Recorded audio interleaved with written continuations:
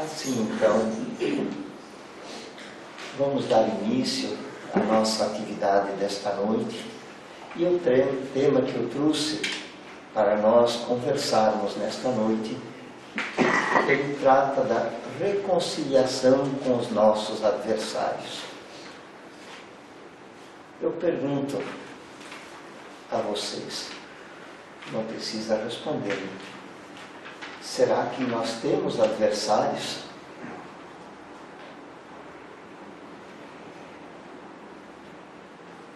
Fica aí a pergunta. Depois, ao final, vocês podem responder para si mesmos.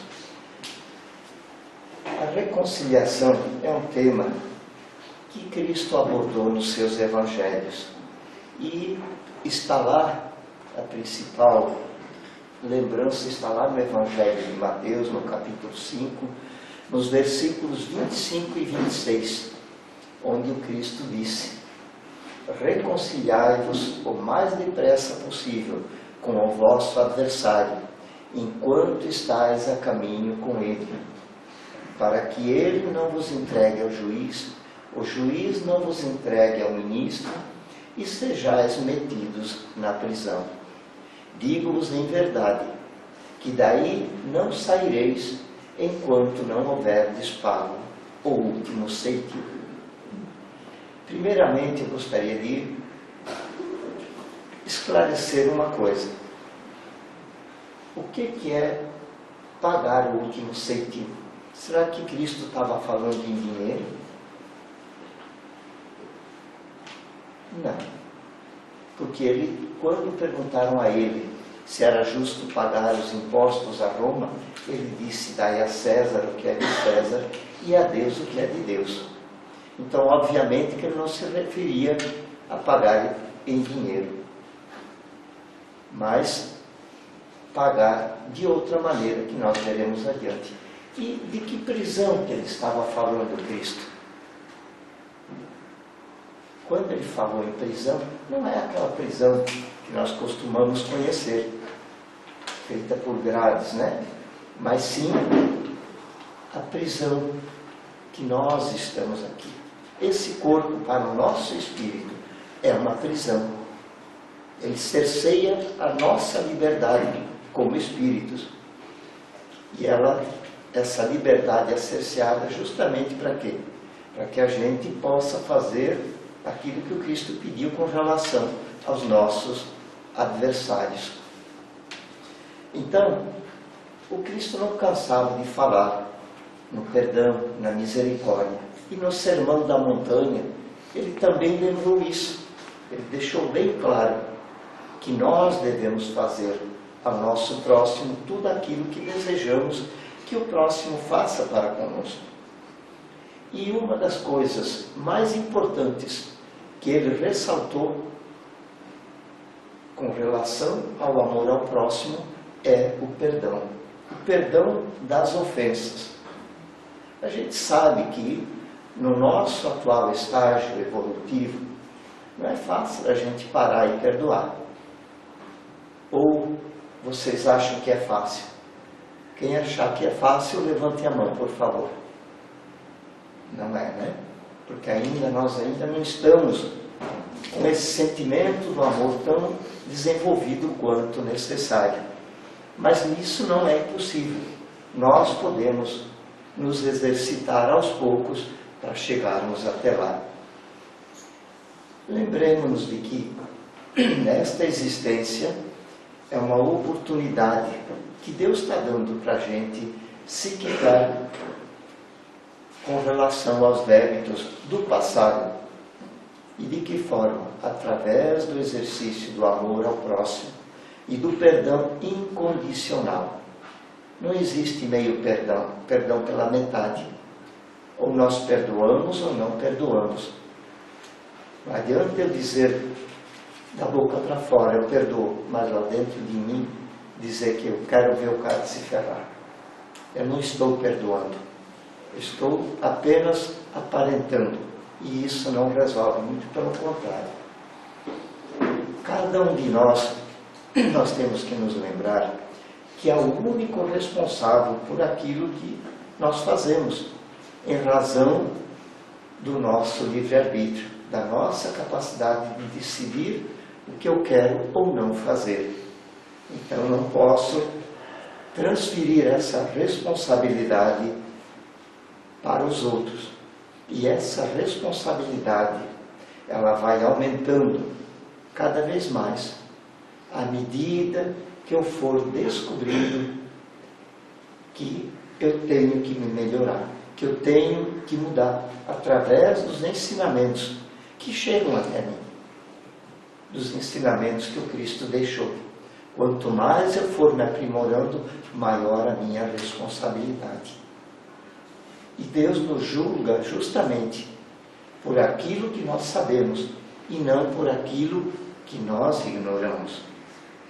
Então, cada reencarnação é um ato amoroso do nosso Pai para que a gente possa evoluir. Mas nós temos que ter o cuidado de, nessa caminhada, não acumularmos mais desafetos, mais adversários. Cabe a nós esse cuidado. É isso que hoje nós queremos que fique bem claro dentro de nós, que nós temos que fazer para os outros só o que nós gostaríamos que os outros nos fizessem. Mas, às vezes, eu erro e vou tentar me desculpar, me perdoar com o meu adversário, com aquele que eu magoei. E se ele não me perdoar, se ele não quiser aceitar o meu pedido de perdão, a minha parte eu fiz. É isso que importa. Eu tenho que fazer a minha parte. Quanto ele a perdoar ou não, será uma coisa que no futuro poderá vir, se não nessa, mas noutra existência. Mas o importante é que eu me mostre arrependido e busque essa reconciliação. Por isso, a advertência de Cristo com relação a essa reconciliação. E os nossos adversários nem sempre são declarados. Às vezes o nosso adversário é aquele que senta no meu lado, num refeitório, é aquele que trabalha comigo numa empresa, que está lá, mas eu não sei. O que nós sabemos, através da doutrina espírita, que nada é por acaso. Quem cruza nosso caminho é por alguma razão. Nós temos alguma relação com aquela pessoa, ou de afeto, ou de desafeto. Então nós temos que observar como é que nós agimos em relação ao nosso semelhante. E ele caminha conosco. Então nós temos que cuidar muito com esses relacionamentos. E também precisamos ter em mente uma coisa. Se eu faço bem, se eu pratico bem, se eu auxilio, eu tenho que ter a certeza de que essa atitude um dia terá um retorno bom.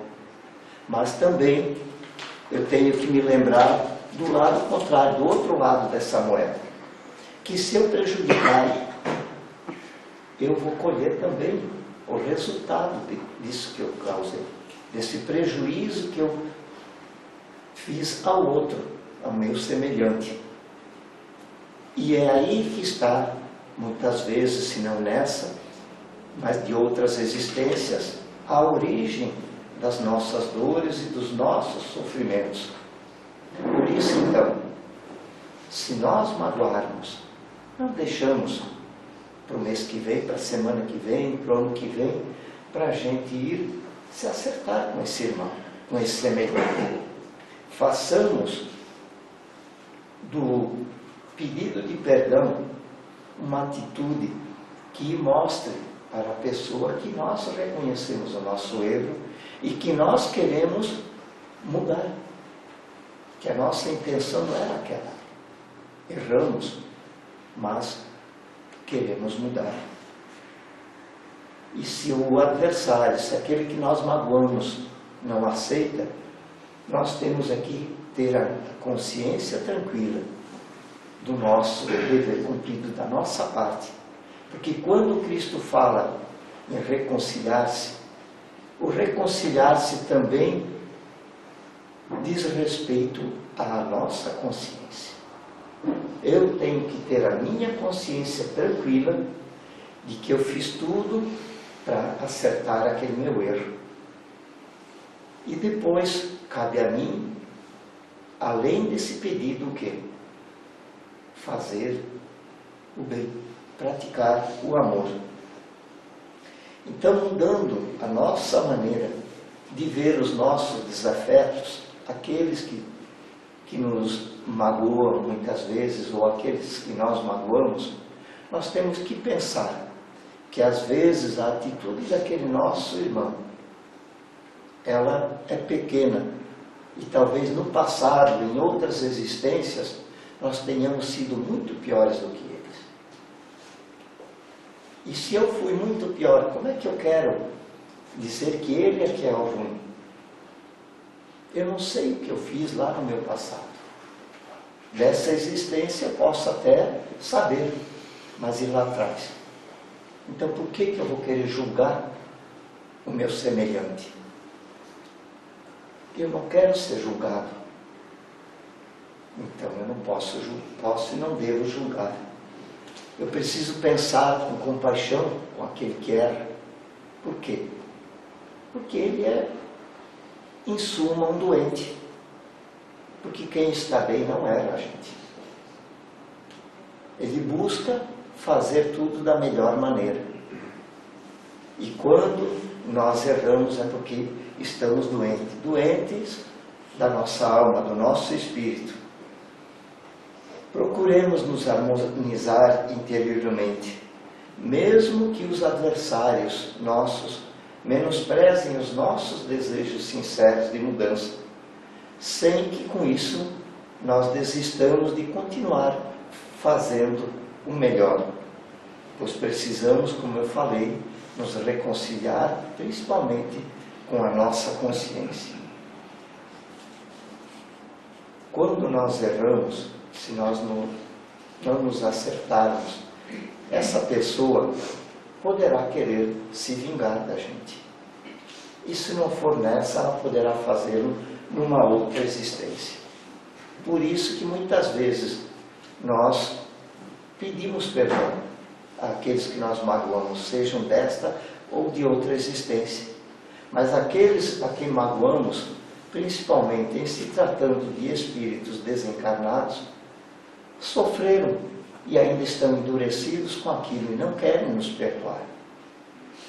Então, eles ainda poderão, mesmo através dos nossos pedidos sinceros de perdão, eles poderão querer nos prejudicar. E como eles irão agir para nos prejudicar? Nós não os vemos, nós não os sentimos, mas eles às vezes estão ao nosso lado e podem nos prejudicar. E é onde eles usam as perseguições que nós podemos chamar de obsessões, onde eles buscam de todas as maneiras nos cobrar aquilo que nós fizemos.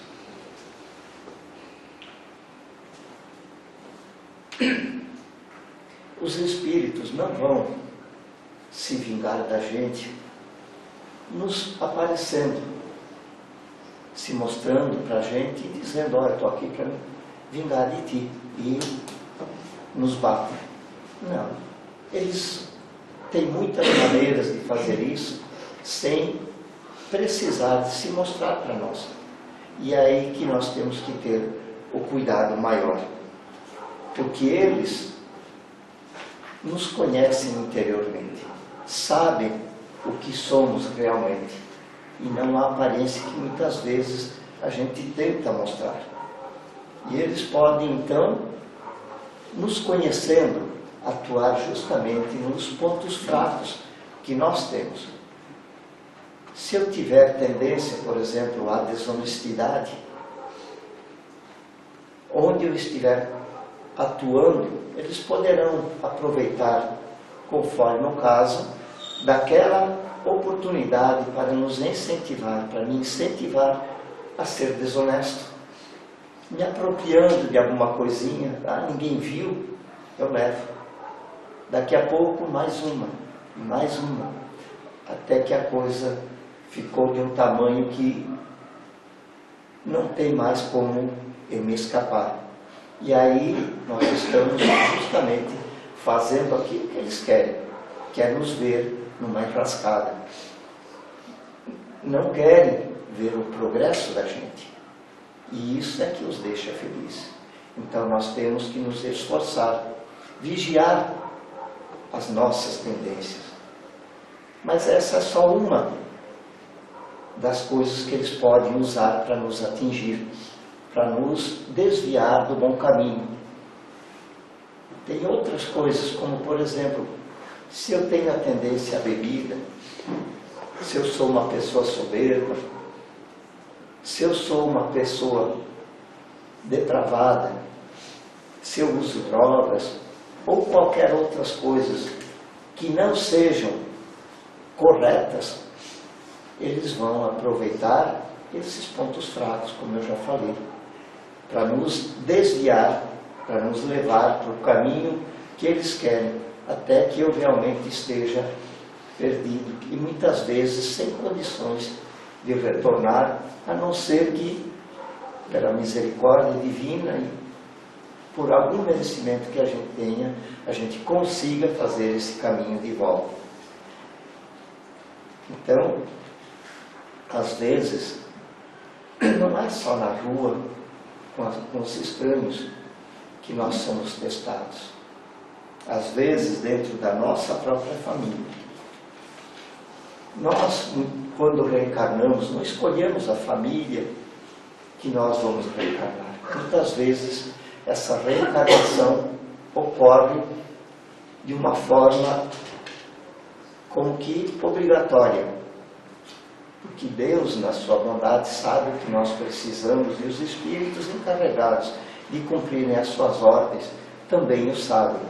E então, às vezes, nós reencarnamos em determinada família e não sabemos lá o que nós temos que fazer lá. Qual é o nosso papel lá dentro dessa família, dentro desse grupo consanguíneo. Mas nós temos que saber uma coisa: dentro da nossa família, cada um tem o papel importante, que é de procurarmos ser felizes, de trabalharmos ao máximo em favor dos integrantes daquela família, daquele grupo onde nós viemos. Só que nem sempre aquela família é a família ideal, a família que nós gostaríamos, mas é a família ideal para nós nos exercitarmos no amor, para aprendermos a fazer as coisas corretas, para darmos às vezes aquela atenção, aquele carinho que nós não soubemos dar lá em outra existência. Se o pai ou a mãe, os irmãos não se entendem, alguma razão, existem para isso. Porque às vezes é na família que encarnamos com os nossos adversários, para dar a eles tudo aquilo que nós negamos no passado, que nós gostaríamos de receber, mas que negamos lá, e que agora nós viemos para resgatar, para dar valor àquilo que nós não damos lá e que gostaríamos de ter agora. Por isso, meus irmãos, a vigilância das minhas ações diárias é fundamental, pois não poderei, de repente, perceber, ou não terei condições de perceber que estou sendo conduzido. E essa vigilância é muito importante. Eu preciso analisar as minhas ações do dia a dia, para ver o que eu fiz nesse dia. Se eu fiz só o bem, ou se eu prejudiquei.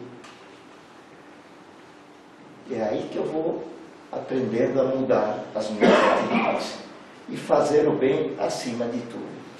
E com relação aos nossos adversários, aqueles que às vezes nós não simpatizamos e que caminham ao nosso lado, nós devemos nos lembrar do que diz Paulo quando escreve uma carta aos Romanos, que está no capítulo 12, versículo 20, e diz assim: pelo contrário, se teu adversário tiver fome, dá-lhe de comer. Se ele tiver sede, dá-lhe de beber. Porque, fazendo isso, estareis amontoando brasas vivas sobre sua cabeça. Não quer dizer que nós estamos tocando fogo na cabeça do nosso adversário. Nem é isso que nós queremos, né? Mas nós estamos mostrando com a nossa atitude que nós queremos ser corretos, que nós não queremos o mal dele, que nós queremos o bem dele. Então, a benevolência para com os adversários não é só uma prova de amor, mas também é um ato racional nosso, mostrando que nós entendemos que os ressentimentos não ajudam a gente em nada, só pioram as coisas. É sabido que o ódio, a mágoa, o rancor causam inclusive doenças físicas. E nós queremos, será, ficar doentes? De repente até com câncer por causa de guardar uma mágoa, de não querer perdoar, se desculpar com uma determinada pessoa. Então nós lembremos de que auxiliar e socorrer os adversários, como Cristo nos ensinou, é a melhor maneira de levá-los a se modificarem, de modificar a imagem que fazem de nós. Porque não adianta nós só ficarmos falando, pedindo perdão. Nós temos que mostrar através das nossas atitudes, das nossas ações. Porque o que convenceu muitas pessoas no início da era cristã a se tornarem cristãos não foram as palavras dos melhores oradores daquela época em favor do cristianismo, mas sim o exemplo daqueles cristãos que desceram às arenas, que enfrentaram a morte com coragem em favor do cristianismo. Então o exemplo deles arrastou muito mais pessoas a se tornarem cristãs do que as palavras. Então é isso que nós devemos nos lembrar.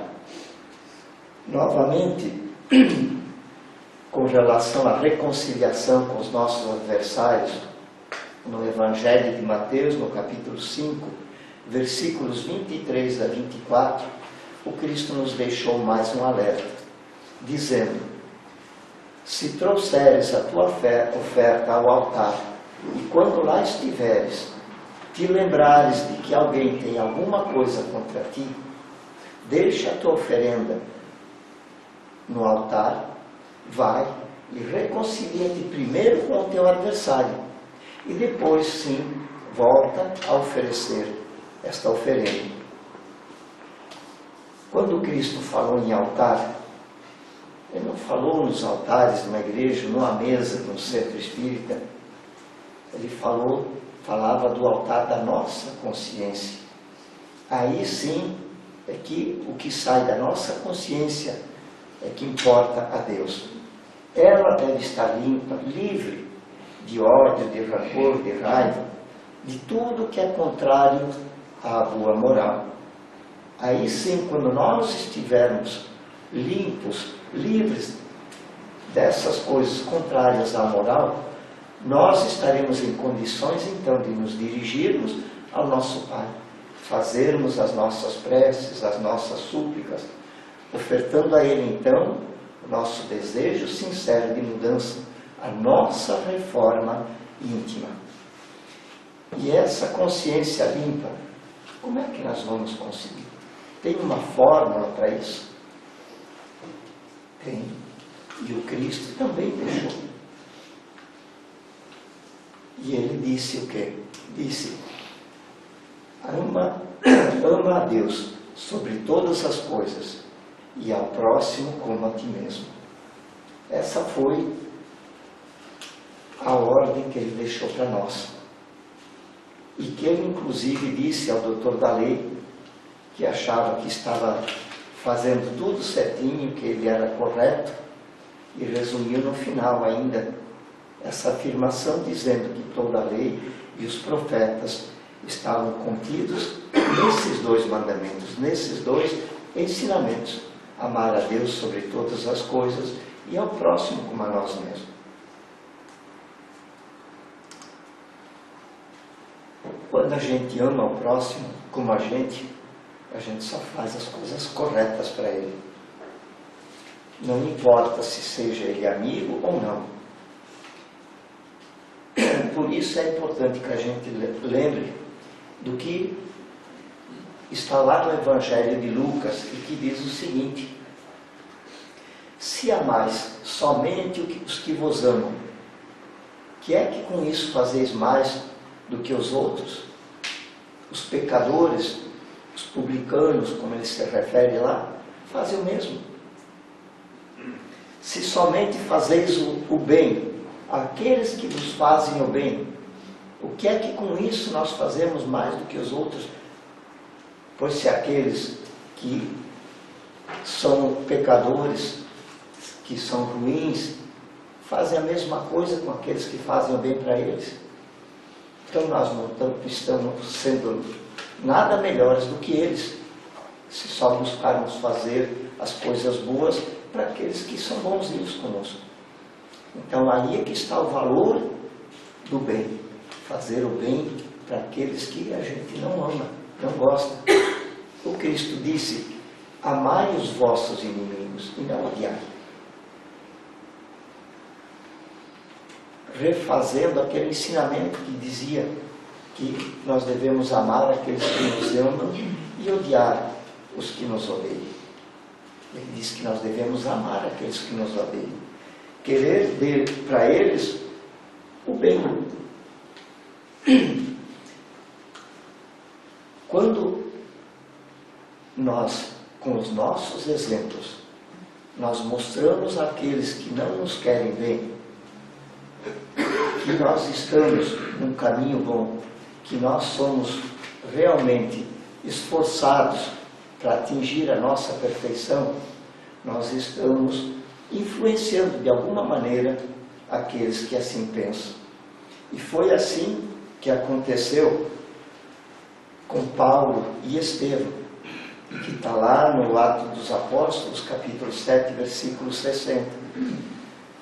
Estevão havia sido lapidado, apedrejado, a mando de Paulo.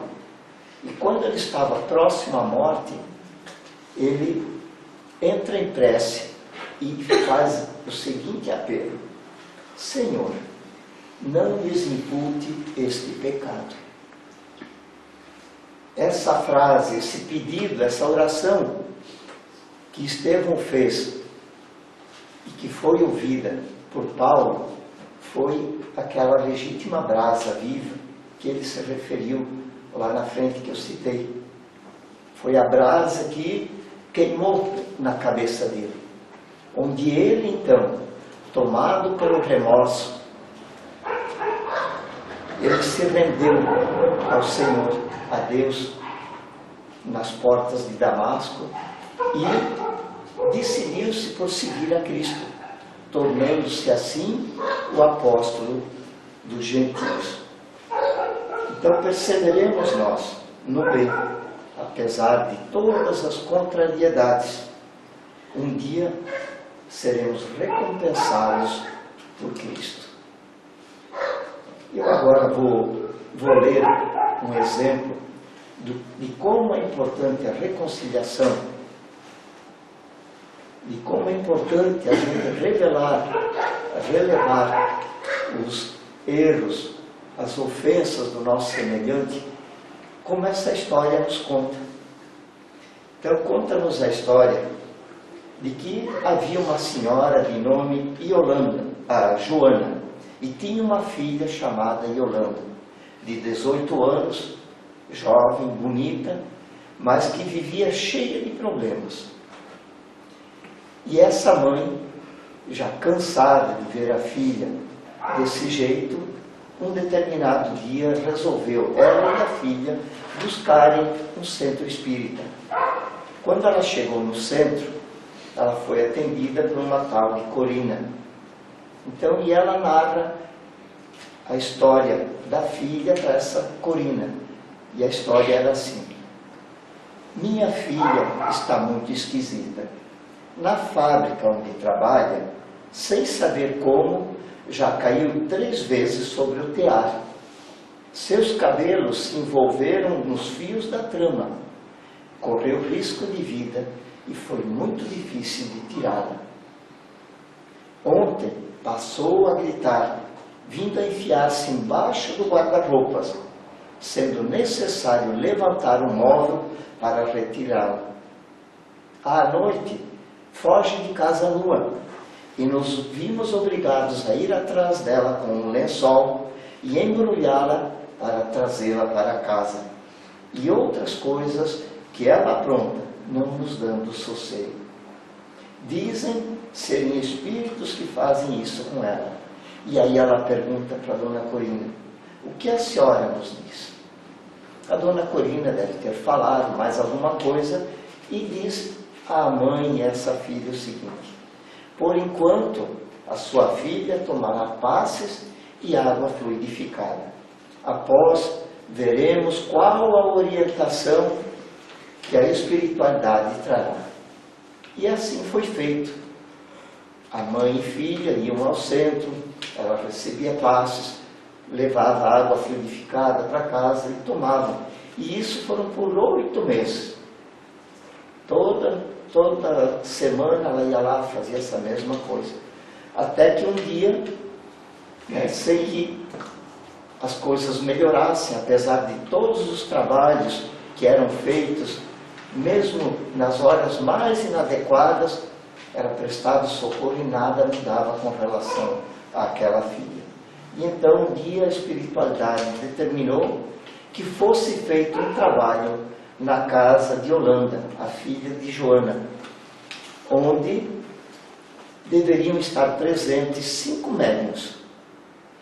Então, chegado um dia, lá foram os médiuns para essa casa para fazer esse trabalho. E ao contrário do que eles esperavam, como foram 5 médiuns, era natural que eles esperassem várias comunicações, vários espíritos se manifestando. Porém, só um deles se manifestou e falou mais ou menos assim, dirigindo-se em especial para a mãe da Yolanda: escuta, Joana, você se lembra da Maria da Graça, da fazenda que éramos colonos? E aí a Joana responde: Maria da Graça, se me lembro. E no mesmo momento ela sentiu um tremendo arrepio, ficou como que apavorada. E o espírito continua: pois é, eu sou aquela Maria da Graça em quem você deu uma surra no cafezal quando eu ia levar a comida para meu pai e meus irmãos. Desencarnei depois que a sua família saiu da fazenda e aprontei tudo isso com a sua filha para me vingar. Mas agora estou esclarecida e não mais aborrecerei.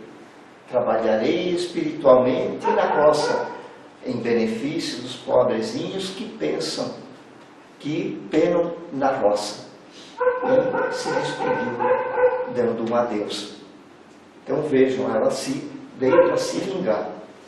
Aí então, Dona Joana conta a história, que foi mais ou menos assim. Diz ela: eu e Maria da Graça éramos jovens e tínhamos a mesma idade. Um dia, não me lembro como é que foi, ela me insultou. E eu ameacei-a: você há de me pagar. Em determinada ocasião, então, eu aproveitei quando ela levava o almoço para os seus, e escondida num pé de cafezal, Esperei-a e dei-lhe uma surra de porrete. Ninguém viu, ela calou e nunca mais nós nos falamos. Ela guardou o segredo. Só hoje, depois de tantos anos. Pensemos então, meus irmãos, quantos desafetos nós deixaríamos de adquirir, de atrair para junto de nós, se nós soubéssemos relevar, perdoar as ofensas, buscando compreender antes de nos ofendermos. Que assim seja. Obrigado por me ouvir e desculpe as falhas da minha voz.